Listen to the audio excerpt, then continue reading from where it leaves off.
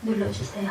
예, 잠언 11장 24절에서 31절 진정한 부자 이런 제목으로 함께 은혜를 나눕니다. 11장 24절에서 31절 예, 흩어 구제라도 더욱 부하게 되는 일이 있나니 과도히 아껴도 가난하게 될 뿐이니라. 구제를 좋아하는 자는 풍족하여질 것이요 남을 윤택하게 하는 자는 자기도 윤택하여지리라. 곡식을 내놓지 아니하는 자는 백성에게 저주를 받을 것이나 파는 자는 그의 머리에 복이 임하리라. 선을 간절히 구하는 자는 은총을 얻으려니와 악을 더듬어 찾는 자에게는 악이 임하리라. 자기의 재물을 의지하는 자는 패망하려니와 의인은 푸른 잎사귀 같아서 번성하리라. 자기 집을 해롭게 하는 자의 소득은 바람이라. 미련한 자는 마음이 지혜로운 자의 종이 되리라. 의인의 열매는 생명나무라. 지혜로운 자는 사람을 얻느니라. 보라, 의인이라도 이 세상에서 보응을 받겠거든 하물며 악인과 죄인이려. 이렇게 말씀하고 있어요. 진정한 부자가 어떤 사람인지 서점에 가면 성공과 관련한 책들이 많이 있죠. 예를 들어서 성공하는 사람들이 7가지 습관, 머리가 좋아지는 음식, 머리가 좋아지는 약, 병 안 걸리고 사는 법, 장수 비결, 돈을 많이 벌고 건강하게 오래 살고 머리가 좋아지는 똑똑해지기 위한 방법에 관한 책들이 아주 많다고 그러죠. 근데 잠언을 읽다 보면 잠언에도 비슷한 내용들을 발견할 수가 있습니다. 예를 들어서 22장 4절에 보면 잠언 22장 4절을 잠깐 건너가 보죠.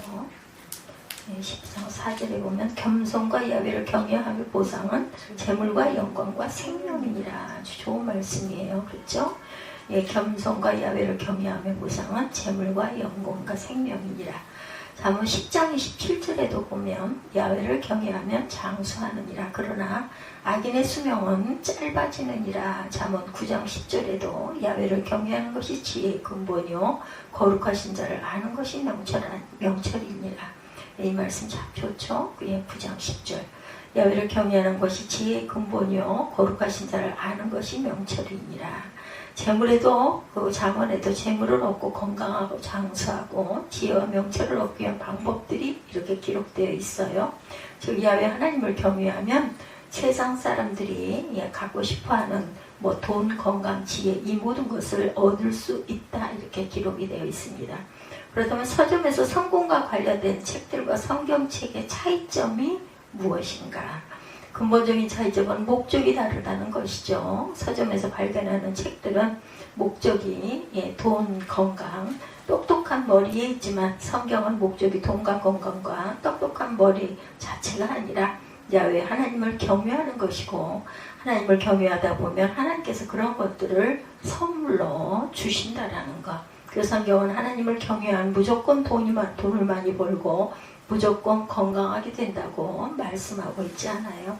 잠언 15장 16절에 보시면 15장 16절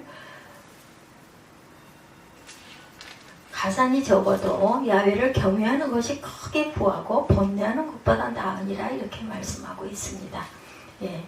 즉 야훼 하나님을 경외하면 무조건 그 재산이 늘어나는 것이 아니라는 거죠. 야훼 하나님을 바르게 경외하는 삶을 살면 혹시 재물이 부족해도 즐겁고 기쁘고 행복하게 살 수 있다. 재물이 한이 있겠어요? 가진 사람들 보면은 더 가지려고 하죠. 또 성경은 단순히 이 땅에서 100세 이상 사는 것 자체보다는 영원한 생명을 얻는 것에 근본적인 관심을 갖고 있습니다. 영원한 생명을 얻지 못하면 이 땅에서 100세를 살던 50세를 살던 차이가 없어요. 그래서 잠언은 자주 마지막 심판과 구원과 생명을 언급합니다. 토마스 선교사는 조선의 복음을 전하러 왔지만 26살의 나이로 순교를 하죠. 그러나 그는 결국 불행한 사람이 아니었어요. 이 땅에서는 짧은 생애를 살았지만 지금 하늘에서 영원한 생명을 누리고 있기 때문이죠. 잠언은 이 땅에 잠시 누리는 장수, 건강, 재물, 똑똑한 머리를 소유하기 위한 비결을 가르쳐주기 위한 책이 아니라 영원한 생명을 얻기 위한 참 지혜를 알려주기 위한 책이라는 것을 우리가 항상 기억해야 합니다. 오늘 함께 읽은 말씀에서도 정말 지혜로운 사람의 모습이 어떤 것인가를 보여주는데 본문에서 알려주는 지혜가 무엇인지 확인하기 전에 우리가 이스라엘의 큰 호수 두 개의 이야기, 북쪽에는 갈릴리 호수가 있고 남쪽에는 사해 호수가 있어요. 그렇죠? 북쪽 갈릴리 호수는 예수님의 고향이 되는 곳이기도 하고 예수님의 제자들 중에도 갈릴리 출신들이 많아요. 그래서 베드로 등 많은 제자들이 그곳에서 고기를 잡던 어부 출신들이었다는 것 우리가 알고 있습니다. 그리고 북쪽에 있는 갈릴리 호수는 물이 깨끗하고 수많은 고기가 살아있는 아름다운 호수인데, 물고기는 일명 베드로 물고기다 부르는 이런 물고기가 있다고 합니다. 저런 물고기가 갈릴리 호수에 아주 많다 이런 것을 우리가 볼 수가 있어요. 뭐 가보지 않아도 요즘에는 찾으면 많이 나오죠. 사진이나 스크립 등도 많이 있습니다. 남쪽에 있는 사해라고 하는 호수, 모든 찌꺼기와 불순물들이 고여있는 아주 더럽고 소금 성분이 너무나 많아서 물고기 같은 거 생명체가 전혀 살 수 없는 그 죽음의 바다 사해죠. 소금기가 너무 많아 사람이 저렇게 종동 터서 신문을 읽을 수 있다고 하네요. 소금이 많아가지고 사람이 저절로 뜬다고 그래요. 그러면 수영 필요 없을 것 같죠? 이렇게 북쪽의 갈릴리 호수는 생명의 호수가 되었고 남쪽의 사해는 죽음의 호수가 되었다는 것. 그 이유는 갈릴리 호수는 물이 들어오는 강도 있고 나가는 강도 있어서 물이 항상 신선하게 유지가 되는데 사해는 물이 들어오는 경우만 있고 나가는 경우가 없게 고여있기 때문이다. 그래서 갈릴리 호수는 물이 들어왔다 나가기 때문에 호수의 크기가 크죠. 사해는 물이 들어오기는 해도 호수의 크기가 갈릴리 호수보다 거의 4배 가까이 크다고 그러네요. 그러나 아무리 호수가 커도 곳엔 물고기뿐만 아니라 흔한 갈매기도 날아다니지 않는 죽음의 호수가 되고 말았다. 근데 이 두 개의 호수는 이 땅에서 살아간 두 종류의 사람의 모습을 상징적으로 보여줍니다. 그래서 갈릴리 호수는 지혜로운 사람을 상징하고 사해는 어리석고 미련한 사람을 상징한다는 거죠. 좀 더 구체적으로 말씀드리면 갈릴리 호수는 받기도 하지만 나눠줄 줄 아는 사람을 의미하고 사해는 오직 받기만 하고 나눌 줄을 모르는 사람을 의미한다. 옛날 어떤 분이 평소에 하시던 말씀이 이런 말씀이 있었다고 그래요. 친구 아버지이신데 너는 다른 사람으로부터 받지도 말고 남에게 주지도 말라는 말씀을 자주 했다고 그래요. 그 사람이 살면서 어떻게 그죠? 아무런 도움도 받지 않고 이 세상을 살아갈 수 있겠는가? 남에게 아무런 도움도 받지 않고 살아갈 수 있다고 생각하는 것 자체가 교만이겠죠. 사람은 더불어 함께 살아가는 존재이지 결코 혼자 살아갈 수 있는 존재가 아니다. 그래서 우리는 받는 것을 너무 부끄러워할 필요가 없다는 거예요. 우리 육신의 생명도 내 것이 아니고 부모님으로부터 받은 거죠. 그리고 하나님은 그리스도를 믿는 사람들에게 영원한 생명을 선물로 거저주시겠다고 했어요. 그래서 십자가에 못 박혀 돌아가시죠. 사람들이 나중에 심판과 형벌을 받게 되는 이유, 하나님이 거저주시는 선물을 받지 않고 거부하기 때문인 것 여러분들 아십니까? 그리스도인이란 하나님이 주시는 선물을 손을 내밀어 받는 사람을 의미합니다. 누구한테 아무런 것도 받지 않고 혼자 힘으로 살겠다고 하는 것은 자신이 곧 하나님의 위치에 올라가겠다는 것이다라는 거예요. 왜냐하면 오직 하나님만이 스스로 존재하시고 하나님만이 스스로의 힘으로 살아가시는 유일한 존재이시기 때문입니다.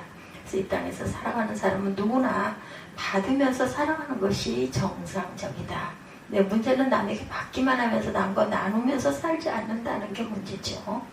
바로 사해처럼 된다는 것. 갈릴리 호수처럼 많은 물을 받아 사해의 크기는커녕 그렇게 커졌는데 다른 호수로 나가지 못하니 물도 더러워지고 생명이 살 수 없는 죽음의 호수가 되어서 그렇게 아무것도 생명도 살 수가 없고 드나듦도 없고 뭐 썩지 않겠어요? 갈릴리 호수로부터 많은 물을 받아 사해의 크기는 커졌는데 다른 곳으로 나가지 못하니 이렇게 생명이 살 수 없는 죽음의 호수. 말만 들어도 울신연스럽죠. 잠언 11장 24절 남에게 나눠주는데도 더욱 부해지는 사람이 있는가 하면 마땅히 쓸 것까지 아끼는데 가난해지는 사람이 있다. 보통 상식적으로 생각하면 가진 것을 남에게 나눠주면 가난해지고 가진 것을 남에게 절대로 주지 않고 모으기만 하면 큰 부자가 될 것 같은데 그렇지 않다는 거예요. 오히려 남에게 나누어주는 자는 더욱 부유해지고 아끼기만 하는 사람은 오히려 가난하게 된다. 11장 25절도 같은 내용이죠. 남에게 베풀기를 좋아하는 사람이 부유해지고 남에게 마실 물을 주면 자신도 갈증을 면한다. 남에게 나눠주고 베풀기를 좋아하는 사람은 오히려 이렇게 부유해진다는 것. 그렇다고 우리는 이 두 말씀을 마치 부자가 되기 위한 성공 비결로 생각해서는 안 되고, 이 말씀이 부자가 되기 위한 성공 비결로 생각하고 남을 구제하고 도와줬는데 내가 원할 때 부자가 되지 못한다면 누구를 원망하겠는가? 결국 하나님을 원망하겠죠? 그렇다고 하더니 왜 이렇게 나는 고생합니까? 이런 항의를 하겠죠. 여기서 우리는 부자는 어떤 사람을 의미하는지 부자의 정의를 한번 깊이 생각해 볼 줄 알아야 되겠죠? 우리는 부자를 단순히 돈을 많이 가진 사람이라고 생각할 수가 있는데, 그저 단순하게 생각할 때 도대체 어느 정도 돈을 가지고 있어야 부자라고 부를 수 있겠는가? 뭐 20만 불 정도를 가지고 있으면 부자일까? 왜 사람이 50만 불을 갖지 않으면 20만 불 가지고 있는 사람은 자신이 가난한 자라고 생각하는지, 또 50만 불을 갖고 있는 사람도 다른 사람이 100만 불 정도 갖고 있다면 그 사람 역시 나는 가난한 자야 이렇게 생각할 수 있겠죠. 부자는 돈을 어느 정도 갖고 있는 것이라기보다는 자신이 가진 것에 얼마나 만족하고 사느냐에 달려있다는 겁니다. 아무리 많은 돈을 가지고 있어도 더 많은 돈을 갖고 있는 사람을 부러워하고 시기하고 질투하고 욕심에 사로잡혀 있다면 그런 사람을 어떻게 진정한 부자라고 부를 수 있겠는가? 잠언 11장 25절에서 남에게 베풀기를 좋아하는 사람은 어떻게 된다 그래요? 갈증을 면한다. 즉 만족하며 살게 된다는 거예요.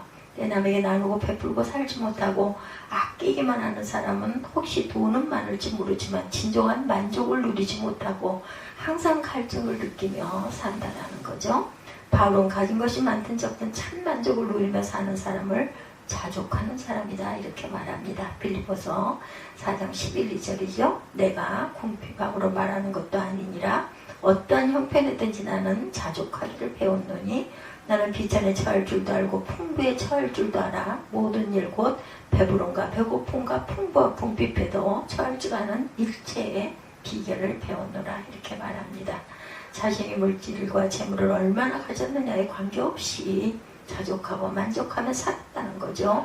그리고 비결을 배웠다고 말해요. 그 비결이 뭔지 빌립보서 4장 13절에 보면 누가 내게 능력 주시는 자 안에서 내가 모든 것을 할 수 있다고 말합니다.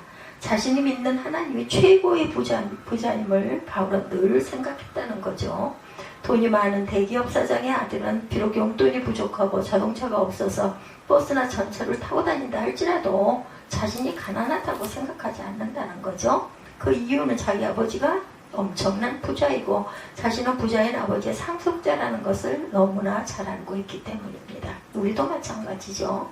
내가 큰 돈을 갖고 있지 못할지라도 우리 아버지 되시는 하나님은 모든 것을 갖고 계시는 최고의 부자세요. 그래서 우리는 지금 내가 가지고 있는 것이 얼마 안 되고 힘들다 해서 불평할 것이 아니라 내가 가진 것을 많든 적든 남과 나누고 베풀고 살다 보면 최고의 부자이신 하나님께서 더 많이 나누고 더 많이 베풀 수 있도록 우리에게 늘 풍성하게 채워주실 거라는 것. 최고의 부자 아버지를 둔 사람은 자신이 가진 얼마 안 되는 돈을 의지하는 것이 아니죠. 아버지가 있는데 부자이신 자신의 아버지를 의지하고 살아가는 사람이다. 그러나 남에게 나누고 베풀며 살지 못하는 사람은 내 힘으로 살아야 한다고 생각하기 때문에 자신이 가진 재물을 의지하고 살아가게 된다. 또 자신의 것을 남과 나누고 베풀고 사는 것은 낭비라고 손해보는 것이라고 생각하고 괴로워합니다. 그런 삶은 어리석고 미련한 것이라고 말씀하고 있어요. 잠언 11장 18절에 과거의 재물을 의지하는 자는 패망하려니와 의인은 푸른 잎사귀 같아서 번성하느니라. 재물을 의지하는 사람은 나누고 베풀지 않고 살면서 부자가 될 줄 알았는데 마지막은 패망하게 된다. 그러나 재물을 의지하는 것이 아닌 최고의 부자이신 하나님을 의지하고 나누고 베풀며 사는 사람은 오히려 푸른 잎사귀처럼 번성하게 된다 이렇게 말씀하고 있어요. 오늘 우리는 가진 것으로 구제하고 나누고 베풀며 살다 보면 가난하게 되는 게 아니라 오히려 진정한 부자로 만족하며 마음이 풍요하게 기쁨과 감사가 넘치는 삶을 산다는 것. 조금 나누고 기쁨은 그 배가가 되죠. 결국은 받고 아끼기만 하면 부자가 되는 게 아니라 가난하게 되고 결국에는 패망하게 된다라는 것입니다. 예수 그리스도를 믿음으로 최고의 선물인 영생을 받은 저와 여러분이세요. 또한 최고의 부자이신 하나님의 자녀이며 상속자이기도 합니다. 이제 내가 가진 것이 많든 적든 내가 가진 것을 내 형제와 이웃과 나누고 베푸는 삶을 통해서 큰 만족과 기쁨을 누리는 진정한 부자로 살아가시기를 주님의 이름으로 축복합니다. 네, 기도하시겠습니다.